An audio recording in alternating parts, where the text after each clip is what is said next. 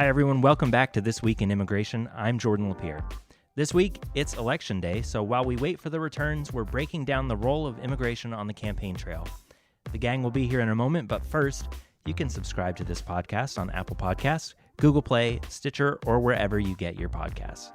And while you're at it, leave a review to help more people find this program. You can also stream This Week in Immigration on our website at bipartisanpolicy.org. And as always, check out bipartisanpolicy.org/immigration for more information on the stories we discuss here on the show. And here with me today are Theresa Cardinal Brown, Director of Immigration and Cross-Border Policy. Hi, Theresa. Hi, Jordan. Laura Hall, Senior Manager at BPC Action. Hi, Laura. Hi, how are you? And Cris Ramón, Policy Analyst. Hi, Cris. Hey, Jordan. How's it going? So we're going to take a break from form a little bit this week.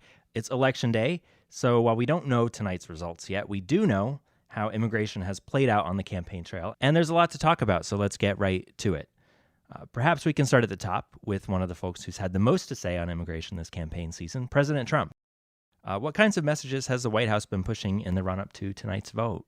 Well, the president has been pushing immigration very heavily, particularly in the last week and a half. He's made it a top issue in the election campaign. In the last week, he's announced several policies and actions that related to immigration. He has pretty much explicitly said that he believes that this is something that Republican voters want to see and hear from him from. He's talked about the migrant caravan coming up through Mexico and sending troops to the border. He's announced an effort to try to change birthright citizenship for children born to in the United States of non-citizens, and changes to how people and where people can apply for asylum. So he's definitely made it a central issue in the campaign for sure. I agree, Theresa. I think this has definitely been something that the president has been emphasizing the past couple of weeks. I think it's part of a political strategy. A lot of Republican base voters are kind of fired up about these issues, and the midterms hinge so much on turnout that I think President Trump's calculation is if he fires up some of his likely Republican voters on these issues, they'll turn out on Tuesday and they'll help him take some of these seats that he wants to keep. Yeah, and I think it's interesting if you're looking at it where we were thinking about this after, the Congress and the president signed off on their tax reform bill back in January. You had a lot of discussion saying we're going to really run on this tax bill, and that's one of the ways that we're going to garner out support. And obviously, we've seen a completely different tact. And as we've been saying on this podcast, I think at least Republicans on the Hill didn't want to take any votes on immigration before this. So it's interesting that the president is now really pushing forward with this being a strategy, even that there might be some hesitancy on the Hill to really focus on this issue. I think the stock market dropping had a big role in that. I think it's a little less easy for Republicans to run on the economy when the stock market kind of took the dip. So I think that's kind of when we saw the pivot to immigration. Well, he's also changing the narrative from the stories about the mail bombs and the shooting in Pittsburgh, which did not play well, I think, for what the Republicans want to run on. Right. It'll be interesting to see how much this helps and how much this hurts. While there are certainly many races where some of the fiery rhetoric will be welcomed, there's plenty of others, even on the Republican side, that I'm sure are probably hoping he would tone it down because it doesn't play well across the country. It does in some districts for sure, but it's not a universal truth that these kind of things tend to bring all Republican voters out to the polls. Some of the ones that I think Republican House races especially need, if they would like to hang on to their House majority, are not going to be swayed by some of these messages, and I think in fact might be kind of turned off by some of these messages. Yeah, so let's talk about some of the ways in which differing Republican candidates in different kinds of districts might be talking about immigration. Are we seeing that Republican candidates are uniformly across the board latching on to the White House's messaging about immigration, or are we seeing some divergence? No, there's definitely some pushback. For example, Representative Carlos Curbelo, a Republican from South Florida, came out pretty quickly against the president's call for ending birthright citizenship. His district in South Florida has an awful lot of immigrants and children of immigrants who would not take kindly to such a proposal. and he is in a close race in a swing district. So there's an example of somebody who's come out very strongly. Representative Will Hurd in South Texas also has come out against some of the moves the president is making against the Caravan. He's always been against the wall, for example. His district actually represents more miles of the U.S.-Mexico border than any other district and is a swing district. He won it very closely last time, so he's distanced himself from the president, as have some Republicans, particularly running in close places in California, for example, and some other places in the country. So where are some of the places where a hard line might help Republican candidates then? I'm not sure I can break it down district by district, but I think maybe probably some of the ones that don't have as much immigration in their district, the more rural. I think some of these scare tactics tend to kind of play a little bit better in some of those rural conservative districts in parts of the middle of the country. I can see it resonating there. It's also going to be an issue, I think, more in Senate races. So some of the senators up for re-election are Democrats in states that Trump won very strongly in 2016. Some of them that have a more, I'd say, conservative bent, where some of these immigration messages may be received better. Places like Missouri and Senator McCaskill, or Montana and Senator Tester, or West Virginia and Senator Manchin. Those are places. Indiana, Senator Donnelly. I think those are places that those messages may resonate a little more. And in a statewide race, that might help those candidates, the Republican candidates going up against those Democratic senators. Right. Tennessee is also an open seat that's been pretty competitive. I don't know if the Taylor Swift factor has had much of an impact there on Governor Bredesen, but I think definitely that's another state that with an open seat that we could watch. Yeah, I think where it gets a little bit muddier is you're sort of looking at, say, Nevada, Arizona, and Florida, for instance, where immigration, there are a lot of immigrants in those states, and obviously there are very closely contested races. I think one of the things that's been surprising to me, at least, is seeing how former Governor Rick Scott, who's running for Senate against Bill Nelson, has really been doing a lot of outreach in Spanish.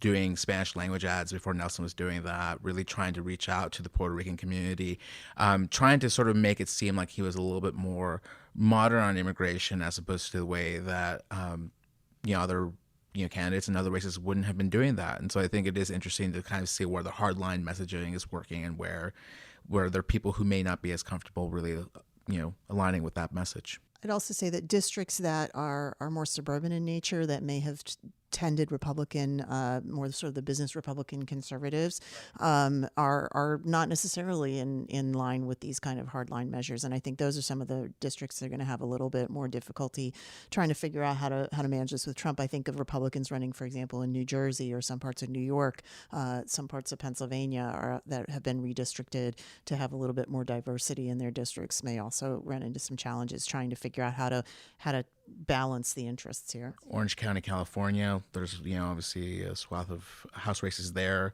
That that part of the state is changing demographically, and also that's changing the political makeup of that. So that's another area where I think we'll be seeing that same dynamic play out.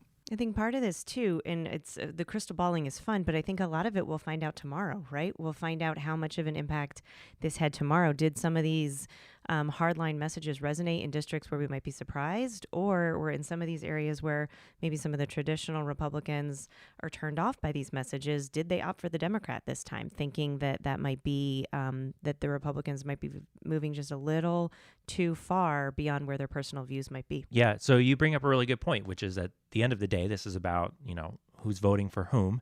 And President Trump obviously made immigration a centerpiece of his 2016 campaign. So how much of this do you sense is just him going back to basics, going back to what worked in 2016?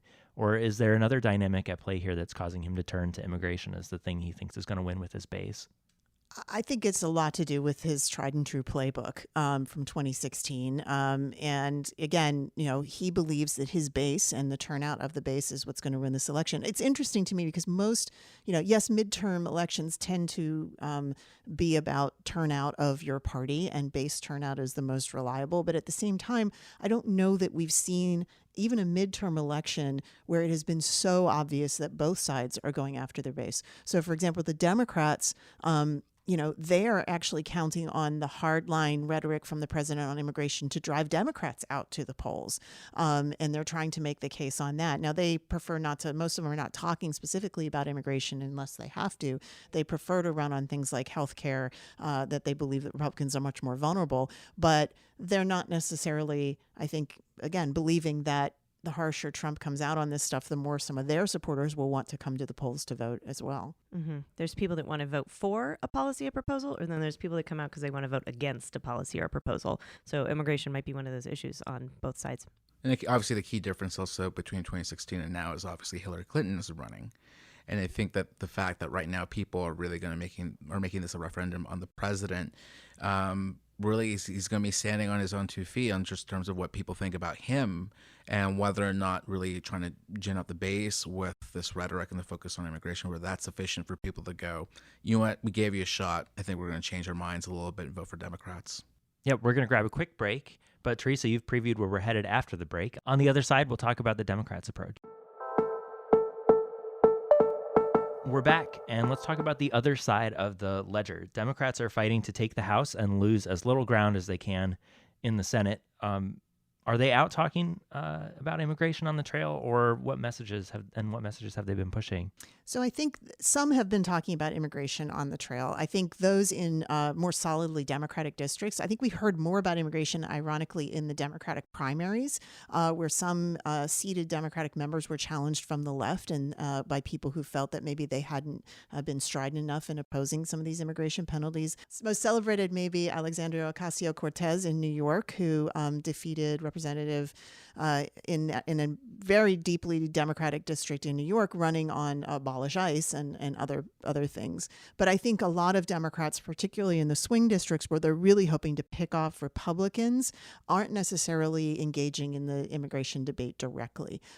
Again, partially because it may be that they're not sure that they have a strong enough message that can counter what the president is doing. Maybe they don't want to embrace it fully, but they also don't want to be sort of in the opposite camp. So they're trying to change the conversation. And as I said earlier, talk about other issues that they think they have a stronger case to make with the public, including healthcare, among other things. Yeah, I think jobs, the economy, healthcare, that's where I've kind of seen Democrats focusing their attention here. If it's on immigration, it's kind of thinking that President Trump has gone a step too far. We'll pull things back to a sane position on immigration. But I think only if they're kind of pushed, a lot of them are avoiding it. And I think what more than anything else, what you've been seeing the Democrats do is really just trying to take on local issues. Really making sure that they're trying to connect with voters in their districts and in their areas, and really doing that. And if you've seen sort of the outcomes of a lot of these special elections leading up to the midterm over the last 2 years, where you've seen Democrats win in House races and in Alabama, for instance, that Senate race is really trying to play to local issues more than anything else, which is interesting because, we've been saying that this is almost like a referendum on the president, but Democrats are also trying to make this really an issue about local elections, about local issues. One thing I would say that a lot of polls have shown that immigration as an issue is of higher concern for Republican voters than for Democratic voters. It just isn't an issue that motivates Democrats to vote in the same way it motivates Republicans to vote. And so those local issues do tend to be ones that if Democrats are trying to drive their base to the polls, one, it's just about Trump generally, but also specifically about those bread and butter issues, jobs, the economy, healthcare, what's going on locally. Immigration may be one of those things that people care about, but it's not top of mind, and it's not likely to be the thing that's going to make Democrats go out and vote. It's a thing, but not the thing. Not the thing. That's a good way of putting it, yeah. But how surprising is this dynamic to you? I mean, we saw such public outcry about family separations earlier this year and the travel ban and other things. Last year, there was a sense that there was a kind of a growing public kind of groundswell on immigration issues. What strikes you about why Democrats aren't trying to capitalize on that? I think in part because aside from some, I think really strong messaging around support for Dreamers, for example, and legalization, the Democrats don't have a message on that can directly counter what the president is saying about enforcement issues or about the border. Republicans and the president in particular have been fairly successful in labeling Democrats as open borders. That nomenclature has stuck in a lot of voters' minds. And the arguments that they might make, saying, no, we're not open borders, are kind of nuanced and not direct and not, I think, strong enough to deflect that in many ways. And so I think that's one of the reasons why they don't want to have that. They don't want to have the debate on those terms.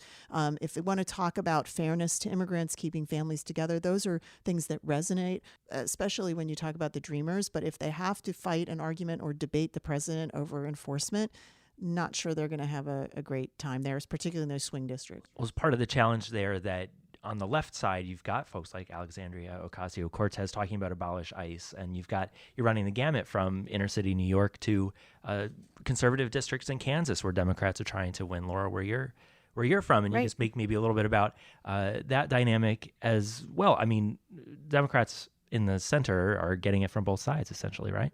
Yeah, I'd say that's true. I mean, you look at somebody like Senator Claire McCaskill, who basically kind of supported the president and his response to the Caravan as saying, no, we shouldn't let people just come into the country.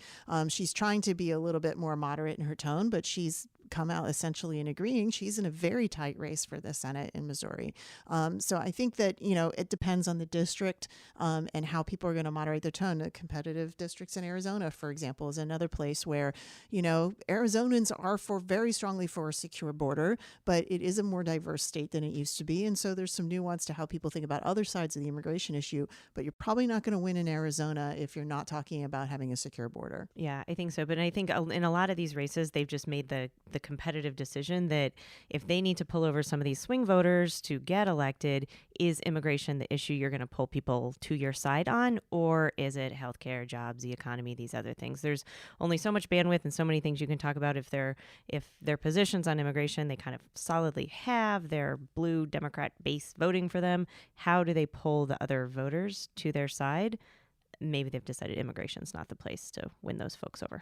And once again, it's not necessarily the local issue. I think that's really, Democrats have been smart, or at least the ones definitely that have been targeting particularly these congressional districts in the House, of really kind of saying where are the voters, where are the independent voters. And I think that's one of the key things, is sort of trying to see how can we pick off these individuals who maybe, like I said, voted for Trump in 2016, gave it a shot and just said, this isn't working for me. And how can we sort of be able to bring in those voters as well? Has anything surprised you about immigration's role in the midterms this year, or has it played out mostly as you would have expected it to? Maybe I shouldn't be surprised, but I have been a little surprised the centrality of immigration, particularly from the president and how he's making it. I mean, he said early on he thinks that this midterm is actually about him. He said in one of his rallies, "I'm not on the ballot, but I'm on the ballot." And to the extent that he has made immigration a signature issue, not only of his campaign but of his presidency, and now he's claiming that he's really on the ballot, it shouldn't be surprising that he's using immigration to make the race more about him and his policies. And we will see whether or not that's successful in turning out Republican base, whether or not it also turns out Democratic base in opposition. There'll be a lot said probably after the election about how much of a role immigration played. And a lot of people will try to create a narrative that either, Trump's actions really worked, or they didn't work, or they were the issue, or they weren't the issue.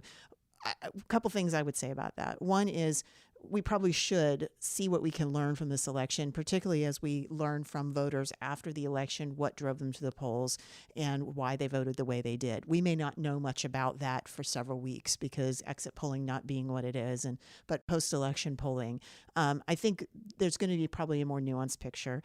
Most elections, despite what the president want them to be, are local. And so there may be very specific issues in every specific race about the quality of the candidates, what the local issues are, what the last minute endorsements were by whomever's important in that district that drove a particular race, that may have nothing to do with immigration, and we'll have to see how that plays out. And last but not least, I would say that, we have known for a long time, again, immigration is one of those issues that the American voters care about. It's not necessarily top of mind. And regardless of whether or not, how big an issue immigration played in this particular debate, it's not solving any policy until we see what Congress does with it. So it's going to be much more about what happens after the election and the configuration that we have, and whether or not people decide to act differently when it comes to those issues and how they come up in Congress. Yeah, I would agree. I think I knew immigration was going to be a part of the discussion and the conversation. I don't think I realized, or I didn't predict that it would be such bold move. I mean, the 15,000 troops at the border, the birthright citizenship. I mean, those are pretty bold policy moves. I don't think, and we can debate whether or not they can actually move forward, and I'm not sure they can.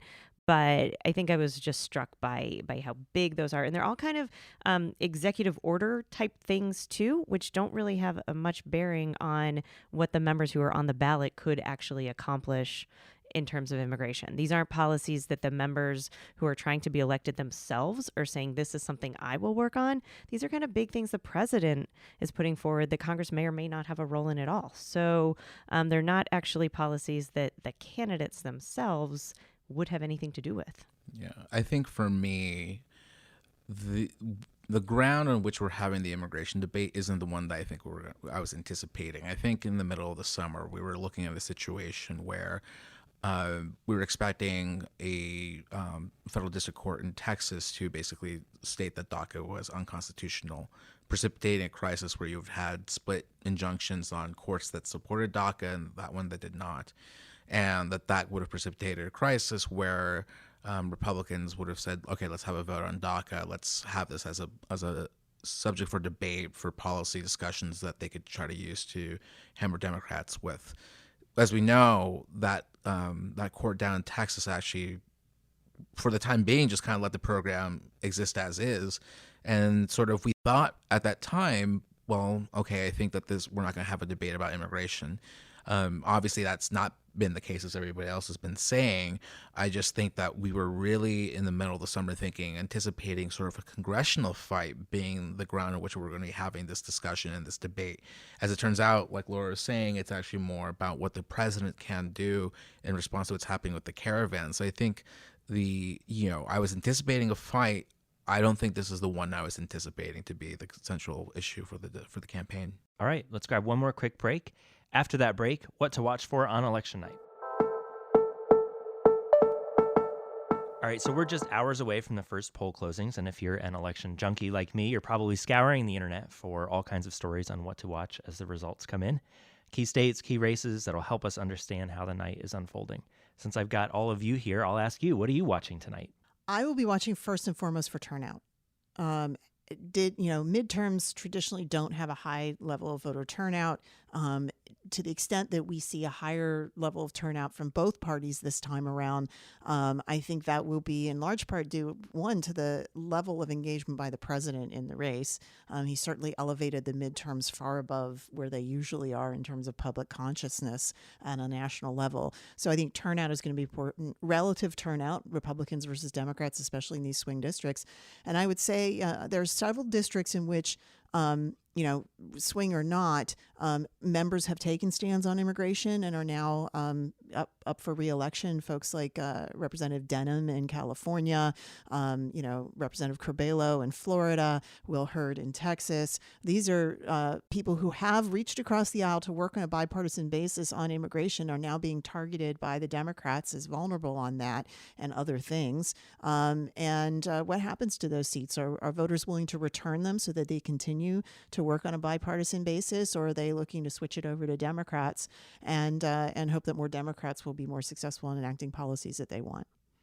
Yeah, I've got my eyes on a few things. The first polls close at 6, including in some states that tend to have some competitive races. So Indiana, Kentucky, we've got Donnelly in the Senate on the ballot. How does that race shake out? We'll maybe know early. Just because the polls close early doesn't always necessarily mean the votes are in early.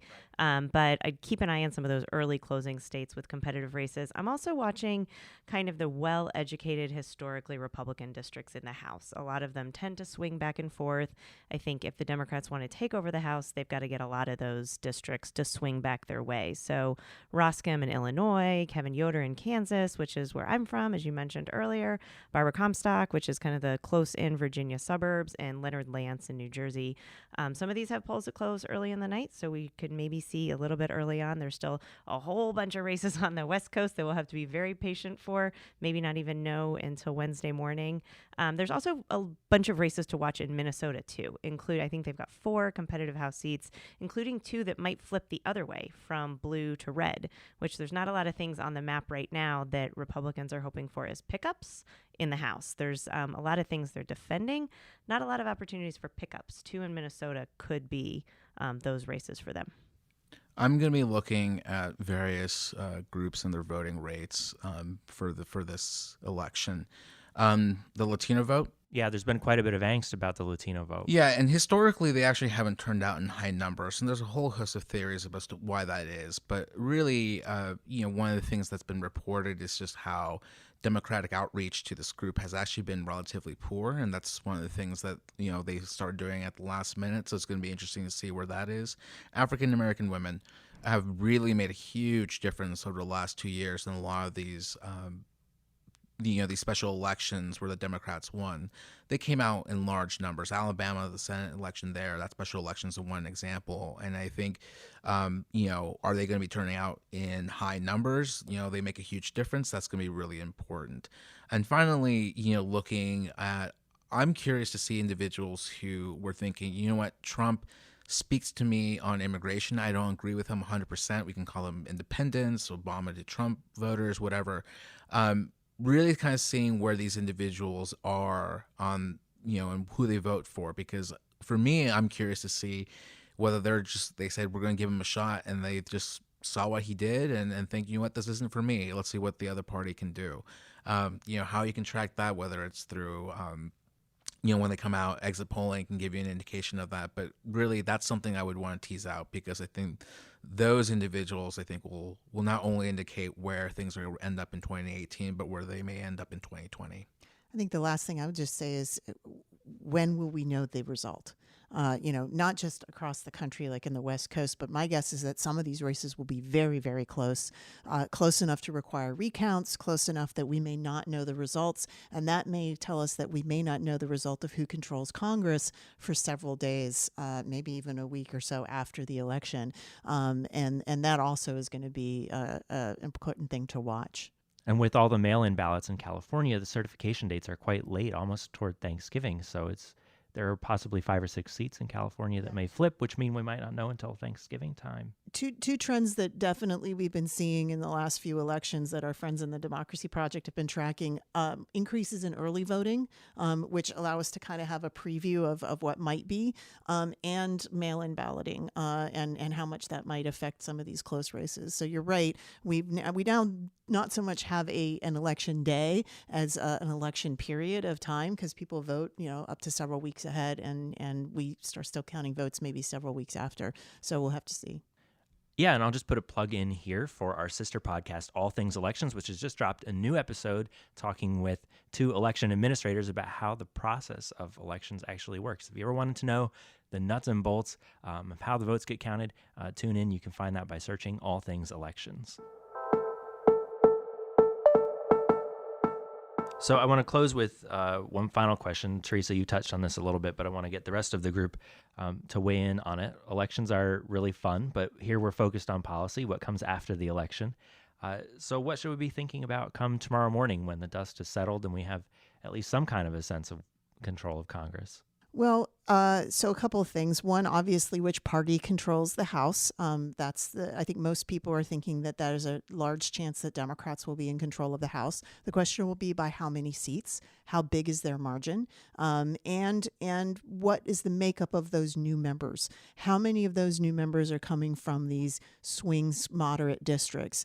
That will affect how much a Democratic majority in the House can really push a progressive agenda, because they will want to protect those seats they just won in the next 2-year election, particularly with President Trump on the ballot. And that may mean that they won't be able to pursue as much of a progressive agenda as they want unless they have enough votes to allow a lot of those members to sort of, if you will, take a pass on some of those votes. If the margin is very narrow, they can't afford to lose any of those. And that may put Democratic leadership essentially in a similar boat to where Republican leadership has been from the last several years, trying to balance the wings of their party in a majority to make sure that they maintain as much unity as possible. Certainly in the Senate as well. I think at this point, a lot of people believe that Republicans will maintain the Senate. But again, how many seats? Will they pick up any seats? Right now, they have a 1-vote majority. Will they pick up any additional seats? That would give the Republican leadership a little bit of breathing room. I don't think most people believe they'll get the 60 votes they need for a supermajority to avoid the Democratic filibusters. And if that's the case, if you have a Democratic House, a still narrowly divided but even Republican Senate, that means Democrats have more leverage in negotiating both with Republicans in Congress and with the president on many issues, including those things like funding the border wall and what the president wants to do on immigration. I'll put my former congressional staff hat on for a minute and just talk about some of the nuts and bolts. They'll have leadership elections. So getting elected to your seat is one thing. You then have to elect your party leaders. So the members of Congress themselves then select kind of who their leadership is. If the Democrats take back the House, I think Nancy Pelosi would be interested in leading the caucus as speaker. I don't know. I think a lot of members that might be swept in will have said they won't support her bid for speaker. So who do they turn to? Is there an alternative? Does she ultimately have the votes to control the caucus? I'll be watching that. I think also the Republican has a vacancy at the top too with Paul Ryan's retirement. I think Kevin McCarthy is assumed that he'd be gunning for that spot. There's he'd have to cobble together kind of a coalition of the more moderates, many of whom might not be back depending on how the election goes, and conservatives to kind of get that spot. So I'm watching that, kind of the leadership stuff. And also midterm elections tend to bring about a lot of staff turnover. There's plenty of staff that promise they'll stay on with their bosses or their agency or their organization through the election. Once the elections are done, we might see some kind of shuffling around of staff at the White House or in kind of the top levels of Congress. My focus is going to be on congressional oversight. I think that over the last 2 years, obviously, with Republicans at the helm of the Senate and the House, you haven't been seeing them really pushing for an oversight of what the president's been doing on immigration, especially through regulations and agency guideline policies. And so I think it'll be interesting to sort of see how potentially a democratically controlled House will sort of use its oversight ability to kind of start asking serious questions about the president's different policies, whether it's an executive action, whether it's family separations or any of these regulations, public charge, for instance. It'll be interesting to sort of see how they use the congressional oversight abilities. And as a research nerd, it's going to be interesting to see the output of the Government Accountability Office and the Congressional Research Service. I think that can kind of give you a little tick as to what questions they're asking, what they're thinking about, because I think they're definitely going to be coming into this with a much harder edge on oversight than the current House is. Cris, Laura, Theresa, thanks so much for joining me as always. And thanks to you all for listening. We'll be back in 2 weeks. In the meantime, please take a second to find us on Facebook by searching Bipartisan Policy Center or on Twitter at BPC_bipartisan. And don't forget to subscribe and leave your feedback on this podcast on Apple Podcasts, Google Play, Stitcher, or wherever you get your podcasts. Just search Bipartisan Policy Center. This Week in Immigration is written by Cris Ramón and myself and produced by Emily Schrader. That's all for now. Join us again next time on This Week in Immigration.